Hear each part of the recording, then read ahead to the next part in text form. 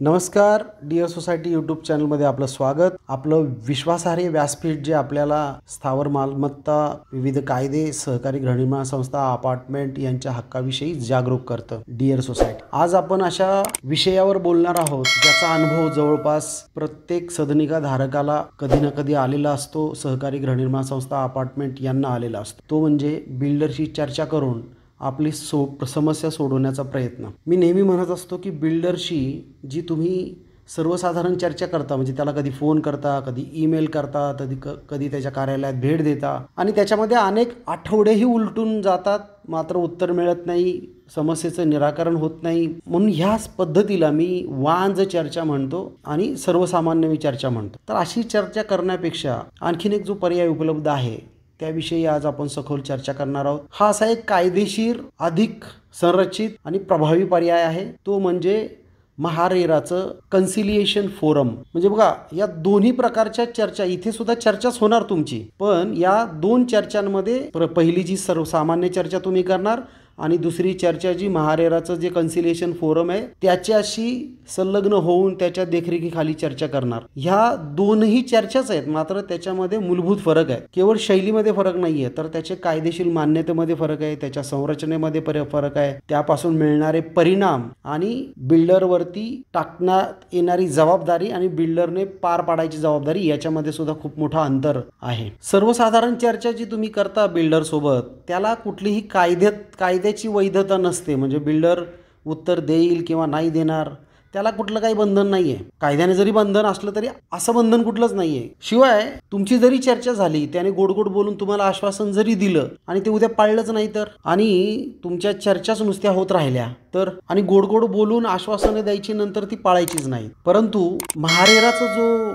कन्सिलिएशन forum आहे हे मर्यादित वेळेमध्ये निकाल देतं किंवा मर्यादित वेळेपर्यंत तुम्हाला सहकार्य करू शकतं. हे तटस्थ खंडपीठ आहे आणि या फोरम पुढे जो काही निर्णय होईल, जो काही बिल्डर आश्वासनं देईल, तर ती लेखी स्वरूपामध्ये मांडल्या जातात. त्याच्यावरती दोघांच्याही सह्या होतात. त्यामुळं त्याचं पालन करणं बिल्डरवरती बंधनकारक राहतं. आणि जर या फॉरमच्या माध्यमातून तुमची चर्चा झाली तर तुमचा वेळ खूप बचत होते आणि तुमचे हक्क सुद्धा गमावले जात नाहीत. तुम्हाला सेवा सुविधा मिळायला लवकर मदत सुद्धा होते.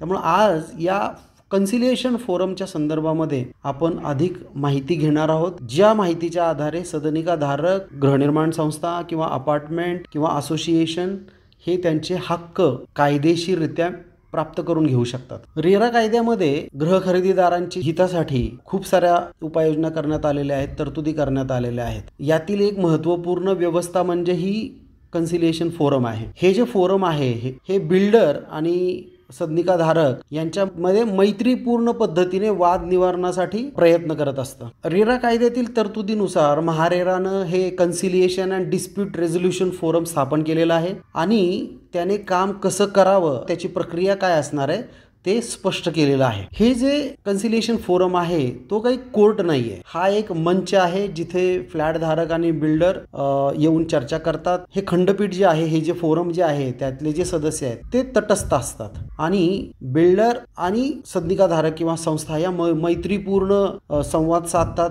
आणि ठराविक वेळेमध्ये वाद मिटवण्यासाठी प्रयत्न या ठिकाणी होऊ शकतो. या खंडपीठामध्ये 2 सदस्य असतात. एक असतो ग्राहक संघटनेतून, म्हणजे मुंबई ग्राहक पंचायत वगैरे, आणि एक असतो बिल्डरच्या संघटनेतून. बिल्डरांची संघटना कुठली तर क्रेडाय आहे, MCHI आहे.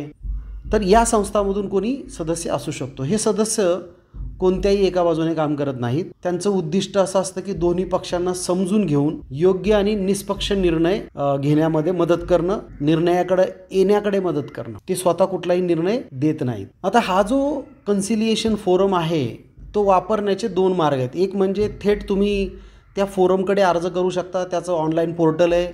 त्या ऑनलाईन पोर्टलवरती जाऊन जी काय प्रक्रिया आहे ती पूर्ण करायची आणि मग तिथे सुनवाई चालू होऊ शकतात. तिथून पुढे तुमच्या अर्जावरती कार्यवाही चालू होऊ शकते. मात्र बहुतांश वेळा हे पोर्टल बंद असतं. दुसरा जो मार्ग आहे तो मार्ग अतिशय चांगला आहे. तो म्हणजे आधी महारेराकडे तुम्ही तक्रार दाखल करायची आणि तक्रार दाखल झाल्यानंतर पहिल्या सुनावणीमध्येच प्राधिकरण तुम्हाला विचारू शकतं की कन्सिलिएशनला जायचे का. तर तुम्ही सदनिका धारक, सहकारी गृहनिर्माण संस्था किंवा अपार्टमेंट आहे त्यांना माझं स्पष्ट सांगणं आहे की या पहिल्या सुनवाईमध्ये तुम्ही कन्सिलिएशनला गेलं पाहिजे. आणि एवढंच नाही तर तुम्ही थेट त्या फोरमकडे अर्ज करण्यापेक्षा आधी तक्रार दाखल करण्याचा सल्ला मी तुम्हाला या ठिकाणी देतोय आणि त्या पद्धतीनंच तुम्ही केलं पाहिजे. त्याचं ते मी का असं म्हणतोय ते पुढे मी समजावून सांगतोयच आहे. तुम्ही थेट अर्ज केला तर त्याच्यामध्ये सगळ्यात मोठी अडचण हीच आहे की ते फोरमची वेबसाईट अनेकदा बंदच असते. मात्र तुम्ही जर तक्रार दाखल केली, जी मी शिफारस करतोय की तुम्ही तक्रारच दाखल करा, त्याच्यामध्ये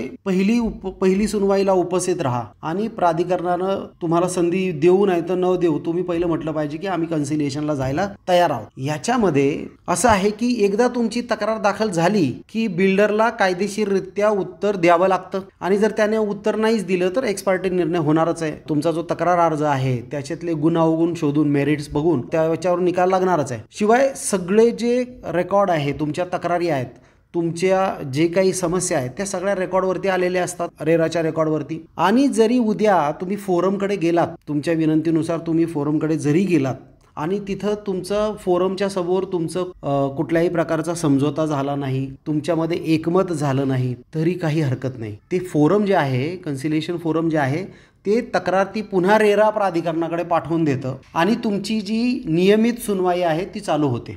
त्याच्यामुळं फायदा असा होतो की तुमचा वेळ वाया जात नाही आणि तुम्ही लॉ ऑफ लिमिटेशनच्या पण कधी बाहेर जात नाही. हा एक मोठा फायदा त्या ठिकाणी होऊ शकतो. आता पहिल्या सुनवाईमध्ये तुम्ही कन्सिलिएशनला गेलात तर ते जो कन्सिलिएशन फोरम आहे त्याला एक कालबद्ध प्रक्रिया त्यांनी ठरवून दिलेली आहे. कालबद्ध पद्धतीने त्यांनी अर्ज निकाली काढायचे असतात. ते म्हणजे तुम्ही फोरमकडे गेलात की 7 दिवसामध्ये नोटीस निघतं, 15 दिवसामध्ये पहिली सुनवाई होते, 60 दिवसामध्ये कन्सिलिएशन करण्याचा प्रयत्न करायचा आहे आणि गरज पडली तर 30 दिवसाची अधिक वाढ दिली जाऊ शकते. आणि जर एकमत झालं, यशस्वीरित्या दोघांमध्ये समझोता जर झाला तर दोन्ही पक्षांनी लेखी करार करायचा असतो आणि तो लेखी करार त्यानंतर रेरा प्राधिकरणाकडे द्यायचं, म्हणजे तुमची केस तिथंच थांबली. उद्या जाऊन जर बिल्डरने ते लेखी जे काही करार केलेला आहे, लेखी तुमच्यामध्ये जो काही सामंजस्याने ठरलेलं आहे त्याचं पालन केलं नाही तर रेरा अथॉरिटी